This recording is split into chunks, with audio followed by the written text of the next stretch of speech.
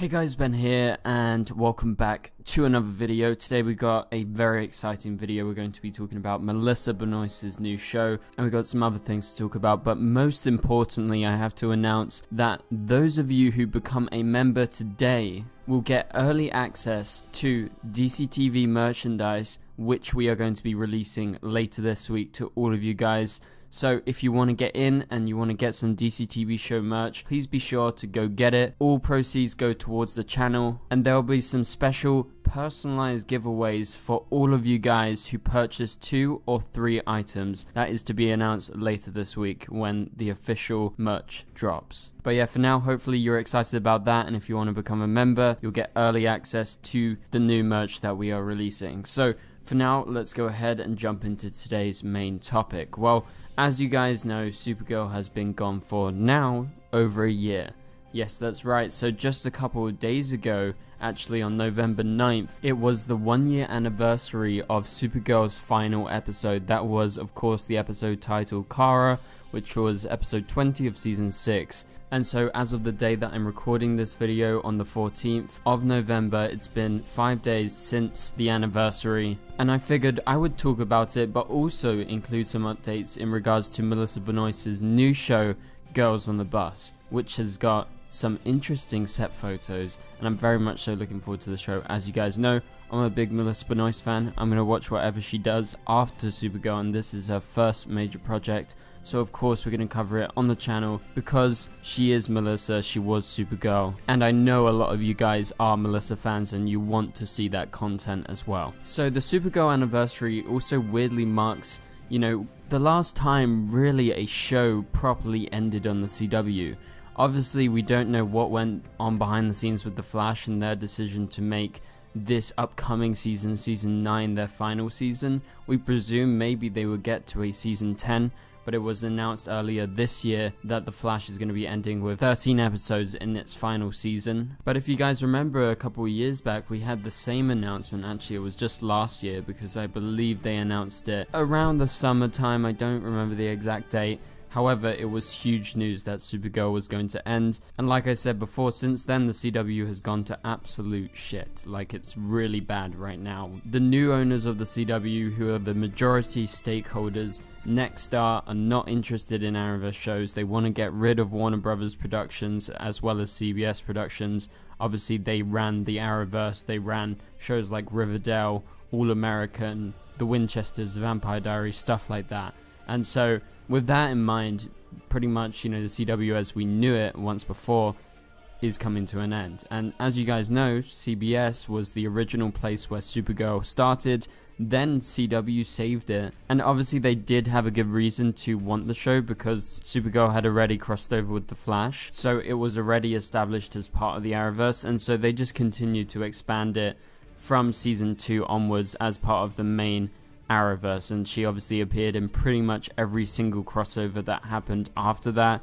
They also had specific crossovers like the musical crossover, which is one of my favorite episodes of Supergirl, of The Flash. Obviously it was on The Flash, so really my favorite crossover, I would say. You know, it's some of my favorite content is what I was trying to say.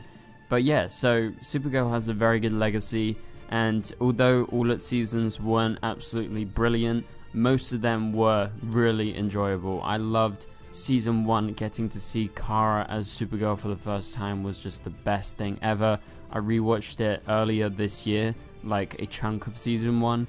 I still love it, it's so good. And it continued past there for me with season 2. The introduction of Mon-El at the start of the season brought one of my favorite characters to the screen. I really am obsessed with Mon-El, and I would love to see him back in the Arrowverse, and he just had such a big part to play, and I loved every time that he came back in the future. Obviously, he was played by Chris Wood, who is now, funnily enough, married to Melissa Benoist. So there you go, the Supergirl legacy continues beyond into the real world.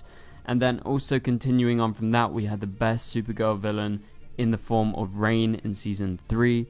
It was such a great season. I would say season 3 contests to be the best season just because Reign was so good. Supergirl was kind of known to not have like the most solid villains out of any of the Arrowverse shows. Like shows like The Flash had Reverse Flash, Zoom and everything, and Arrow had Deathstroke and Prometheus. So they had some great villains, but Supergirl specifically had Reign. Reign was just so good compared to the rest. Then we continued, we had a pretty weak season 4, it's my least favorite of the show. Then season 5 and season 6 were very solid, I thought they were good seasons. I thought the way that they ended it was pretty fitting, especially with Kara's reveal at the end of season 6. And so although I don't think season 5 and 6 were the most memorable seasons of Supergirl, they had some great content. They introduced us to characters like Nicole Maines' Nia Now. She was so good, and I've been a big advocate to try and get Nia Now back in the Arrowverse. And it's okay that she hasn't for now, because there is apparent Flash crossover this coming season with a Supergirl cast member and character who hadn't been on The Flash yet, and I've got a fairly strong feeling that's going to be Nicole Maines' Nia Now, because I don't believe she's shown up in any episode of The Flash before. But also her legacy has continued into the comic books. Nicole Maines herself has been writing a lot of the Dreamer comics, but also Dreamer has popped up in other places, just like randomly in DC Comics. So the legacy of Supergirl continues to expand. Also, the new Supergirl in the DCEU has said she is inspired by Supergirl and by Melissa's version. She watched the show before she got into the role in The Flash, obviously played by Sasha Calle. She's going to be the new Supergirl, and hopefully we get to see lots of her beyond the Flash film whenever that releases. Maybe in a potential Man of Steel 2, because Henry Cavill was just confirmed to actually be developing more Superman projects, and he's going to be fully back involved with the DCEU. So yeah, that is kind of my look back at Supergirl and its legacy. I think it has a great legacy, and I really feel very privileged that I got to go to the final San Diego Comic-Con when the whole cast was there. I saw the panel, and then also I was lucky enough to actually get to interview the cast of Supergirl. I got to talk to Melissa Benoist herself and all of the other main cast members who were there at Comic-Con, and it was just such an amazing event. I'll be linking those interviews in the description below if you want to watch them. They were at San Diego Comic-Con 2019. It was awesome. Also, fun fact, that was the year that Batwoman premiered its first episode, so the pilot, I saw that in San Diego. And also, I have to mention, if you guys want to come to any Comic-Con events in the future and meet with me, please be sure to let me know. Tweet me at the DC TV show or message me on Instagram if you have plans to go to any of the events, and I'm sure I'll see you guys there. I'm planning to go to San Diego Comic-Con in person this year. Very excited for the summer. Hopefully that is going to be awesome.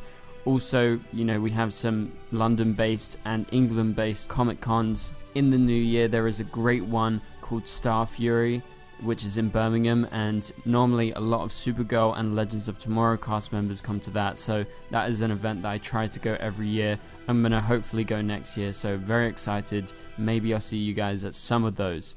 But for now, let's go on to the second kind of main topic of today's video, and that is of course The Girls on the Bus, the new HBO Max series that is currently filming in New York City. So if you guys haven't been staying up to date on what's been going on with The Girls on the Bus, the new show that Melissa Benoist is one of the main stars of, basically if you've been online you would have seen these photos of Melissa just in the street in some very cool clothing. I think the costume designer has done such a good job.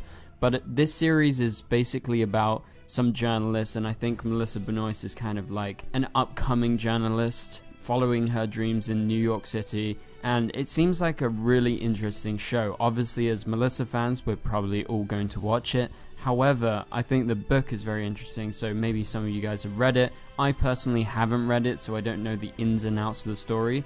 However, some of these photos that have been released, and I'll leave them in the link in the description below so you can go check out some of them, really caught me off guard because a lot of them do look like photo shoots, right? They're just like random photos of her on the street. She has like really cool clothing, like I said before, and I really thought it was some sort of photo shoot, but it turned out it was just set photos from the set. And so this is just her filming in the middle of New York City, which is something that obviously happens quite a fair bit. You know, filming in New York is pretty common, but I think getting such clear images in the middle of a busy city that is probably cornered off by security on the set who are working for the production is actually quite rare. And so yeah, this is just some cool behind the scenes photos of Melissa's character having coffee, doing kind of mundane things like walking around the street and I guess talking to a couple of people. And we've seen some really funny photos recently of her like flipping people off and just like sitting in the middle of the street. It looks like a funny show but also very serious at the same time, so I'm really looking forward to it, and these set photos are very exciting. So I just wanted to update you guys on what's been going on with the TV show, because it's a show that I am anticipating. And if there's any other TV shows that aren't Arrowverse related that you want me to cover, please be sure to let me know. I'm not entirely opposed to doing anything like that.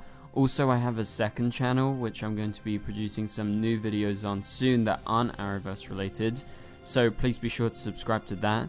Right now it's just called Ben Rolfe, that's my name, and yeah, you can go check that out. And just as a reminder, as we head towards the end of this video, if you want to become a member to support the channel and also get involved with all of its perks, including members live streams, which we try and do as often as possible, as well as getting early access to our new DC TV show merch that is going to be dropping later this week. And like I said, there's going to be some special offers for you guys who get over 2 or 3 items from the store. Probably going to be signing some Arrowverse related things and sending them your way if you do purchase 2 or 3 items from the store.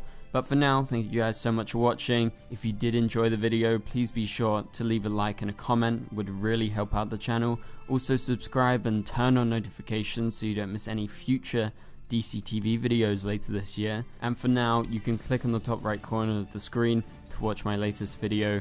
Thank you guys for watching. I'll catch you guys later. Goodbye.